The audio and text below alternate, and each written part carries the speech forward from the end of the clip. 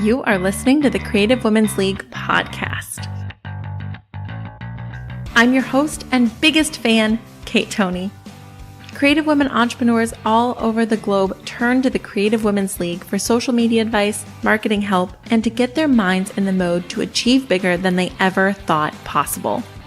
Whether it's hearing the journey of your favorite creative badasses or the expert business advice shared, CWL is here for you with a whole lot of laughs, heaps of honesty, and endless support.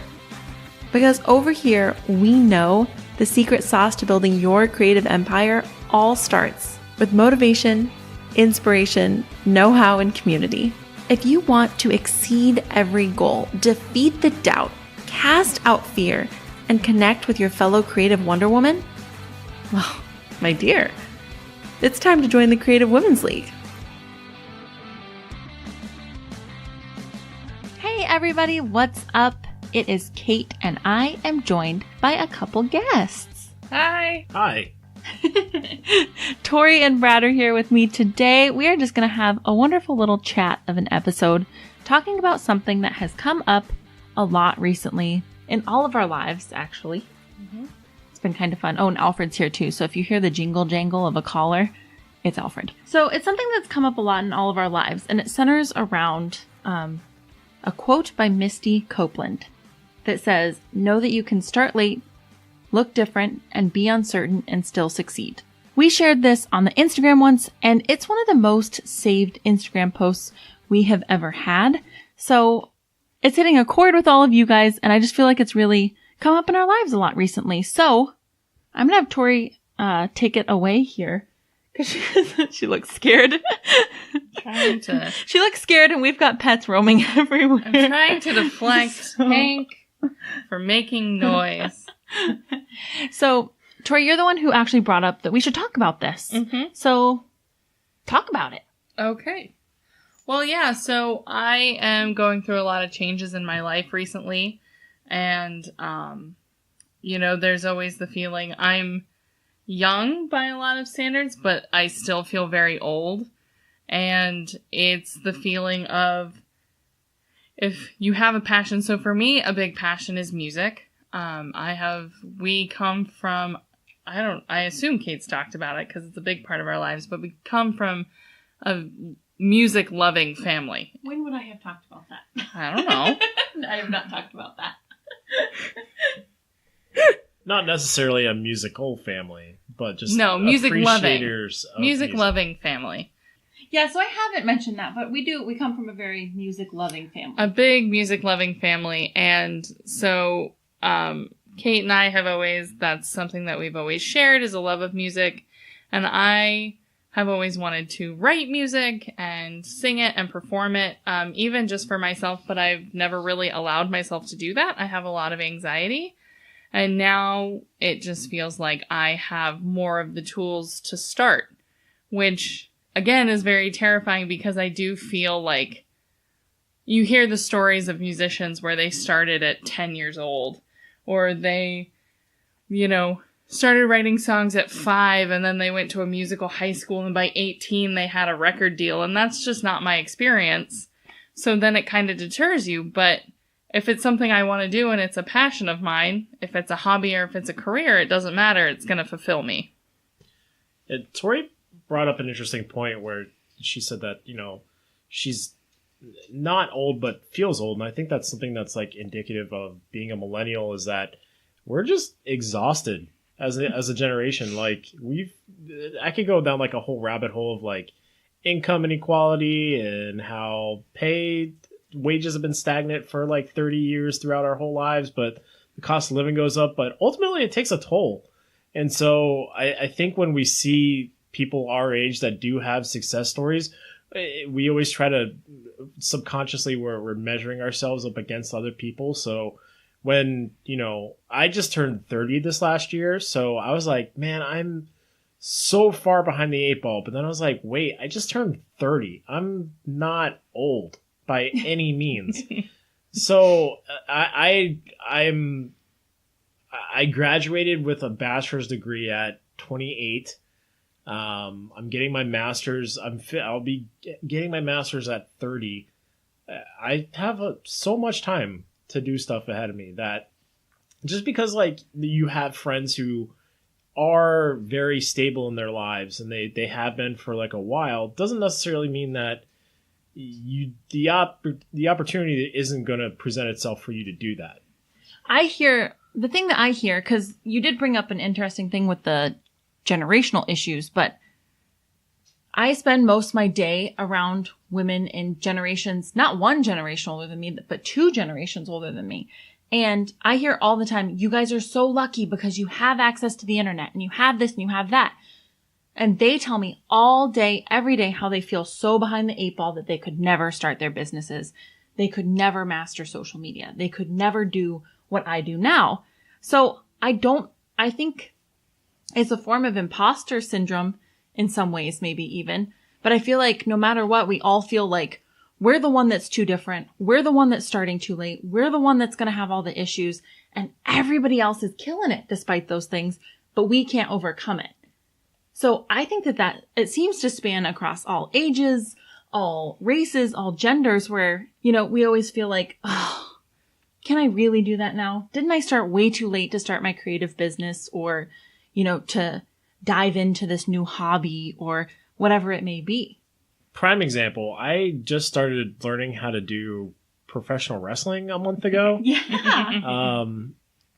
So to say I wouldn't call myself a wrestler yet. It's only been a month, and even though like I'm learning stuff, it's still a lot to sort of go through. So at a certain age where even if you're starting and there's people around you that are more experienced, you sort of have to humble yourself a little bit and just understand that even though I might be older in the room and I might, have more experience elsewhere than other people, that it's really important for me to listen to the people that are in the room and have more experience in that one area. So, for example, if you're a baby boomer and you're in a place where, like Kate is saying, where you have a creative business that you want to launch and you want to learn how to leverage social media, yes, Kate is late 20s, early 30s. And even though you might be in your mid 50s, that she has more experience in this one area that you're venturing into. So it's definitely worth, swallowing a little bit of pride and just saying, hey, this person knows more than me, so I should listen to them. Well, I think there's a self-worth aspect that comes into it too. Wouldn't you say, Yes. Tori? Because there's a self-worth aspect, especially with women, that's like, well, what am I going to do? Become a Grammy-writing songwriter? Well, first off, Yes. you don't know. But yeah, first off, you don't know. And second off, it doesn't matter. Right. You're doing it for you. You're doing it to accomplish something you've always wanted to accomplish. You're doing it so that you can take on a hobby. I mean, honestly, better late than never, right? Right. You didn't place value in it before. You didn't place value in yourself before, but now you do. And now we can go, okay, with the information I have now, with the set of tools I have now, with the resources I have now, I'm going to tackle that. And realizing that at 50, at 30, at any age, you're worth it. Take it on. Do it. And these are learnable skills. They're ascertainable goals, no matter what. Yeah, they are. And, it doesn't, a lot of times we do put kind of external value into it. So I'm not going to sell out Madison Square Garden. Well, first of all, you don't know. But second of all, that's not the point. Right. The point is that whatever that thing is that's has kind of picked at you your whole life as like I think I would really love that. It would nourish me. It would be a passion for me, and it would nourish my soul. Then who cares about all of the external stuff? Yeah. Because at the end of the day, you need something that's going to make you feel fulfilled. And I know at this age, if I don't find that creative outlet for myself, which for me is music, that at 75, I will sit there and go, I should have done that because it was important enough to me. Right. I was important enough to me. Yeah. And it's not even like a thing where you necessarily have to be good at something.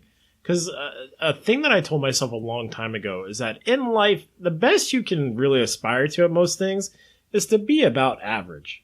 So, like, learning to celebrate mediocrity is something that I think that a lot of people should take. Because, like, Tori used the example of, like, I'm never going to sell Madison Square Garden. No, first of all, you're right. You don't know. But second of all, if it makes you happy, then, and if you're just sort of okay at it, then fuck, it makes you happy and it makes you're okay at it. Yeah. So learning to celebrate mediocrity, I think, is something that people should really learn to do a lot more. I cannot think of her name. Her name is Brooke. She has a podcast, but she always says that you can change lives at a B+. Yeah. And we all strive to be an A+. Life. Yeah, we all B+. strive to be at an A+. So we don't, she says, if you don't launch it, it'll never change anybody's life. But if you launch it and it's a B+, you can change people's lives with that. You can change people's lives with a B-. Mm-hmm. So that B- effort, you know you could do better. That's okay. We'll get better. But at a B-, at a B+, at a B, can, that's what you're saying, Brad, right? Like, you don't have to be the foremost wrestling champ of the world to change lives or to change your life. I would say like a solid C+ is probably like, no, but I mean that, like, a solid C+ is probably what most people in life can honestly ascertain. Not aspire to. For hobbies. For hobbies, yeah, sure. I was talking for businesses. Oh, for businesses. Well, you want to sell a B+. Right. Yeah. Right.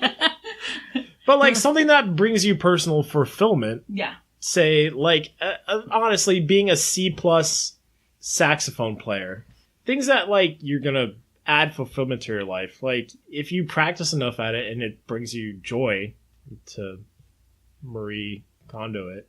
Yeah, if it sparks joy. He was just doing that just to spark joy in my life. He was totally just bringing up Marie Kondo just to cater to his audience. But I think if you're serious about making a business around something, and if you're able to really sort of put the effort in and really devote yourself, you might not be, what's a good example of, like, you might not be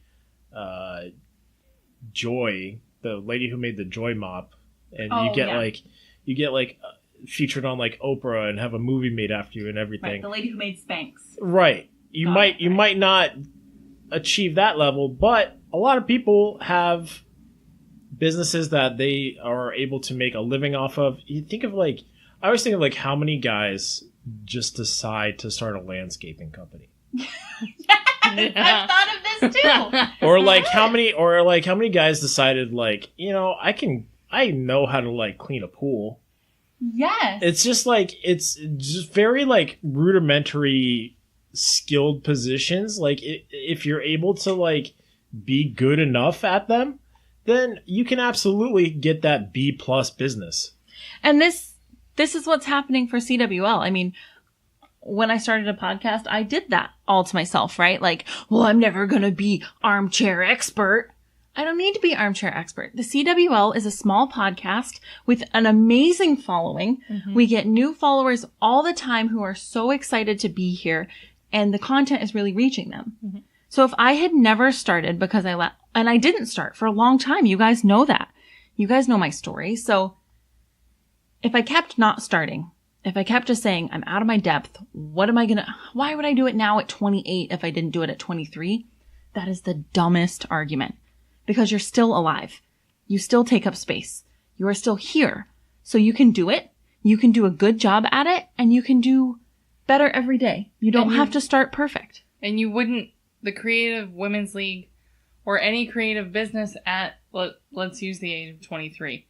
It wouldn't be what it is. It wouldn't, your creative business needed to be now. Yeah. It needs to be, it's the, if Kate started at 23, it'd be like a TikTok channel right now. Yeah.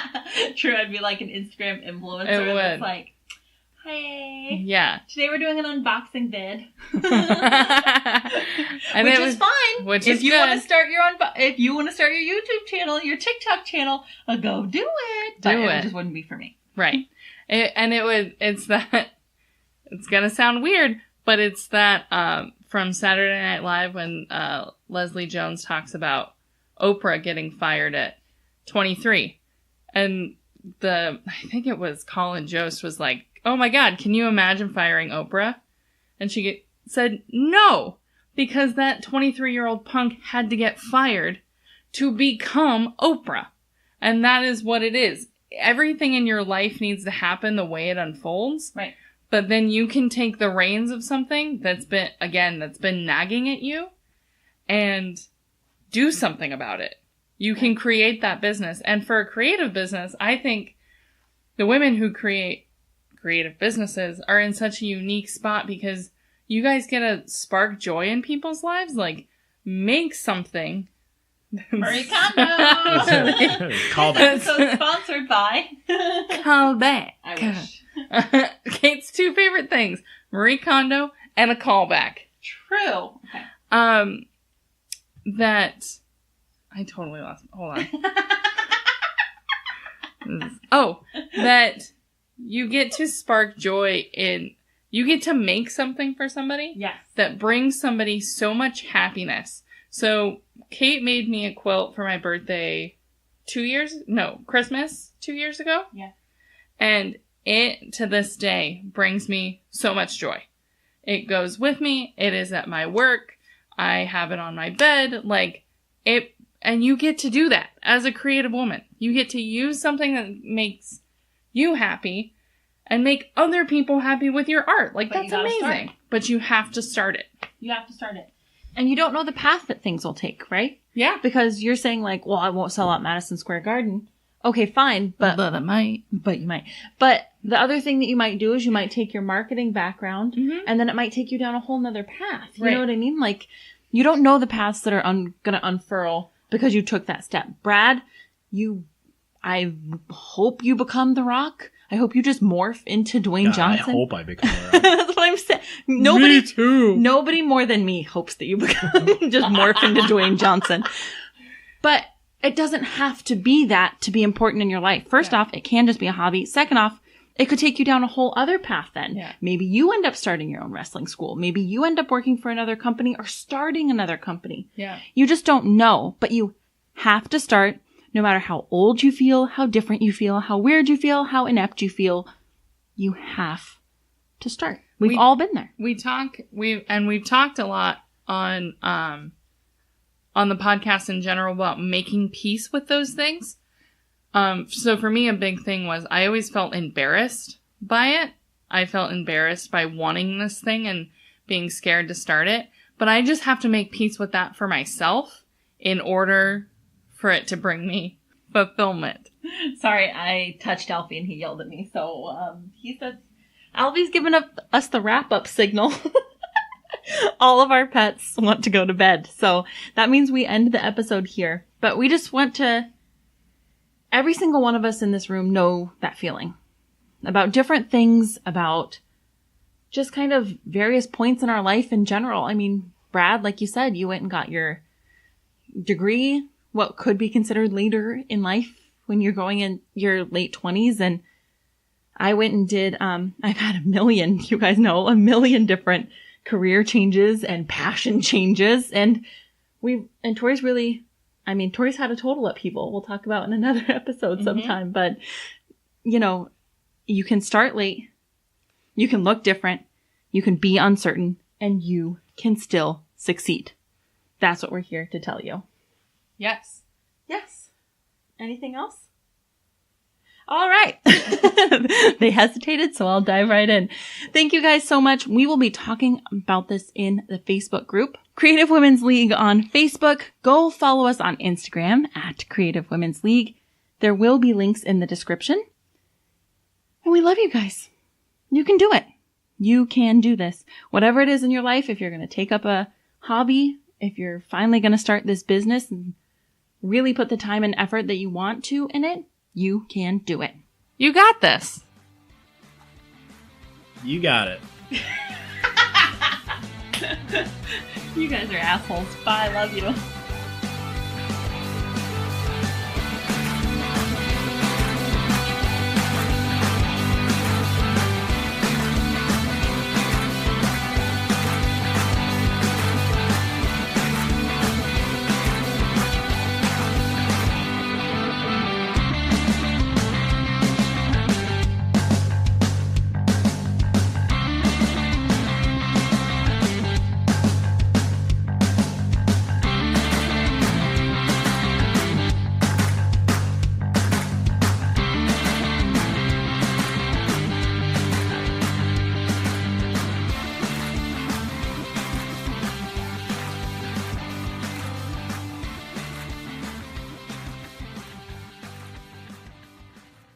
you're still here? It's over. Go home.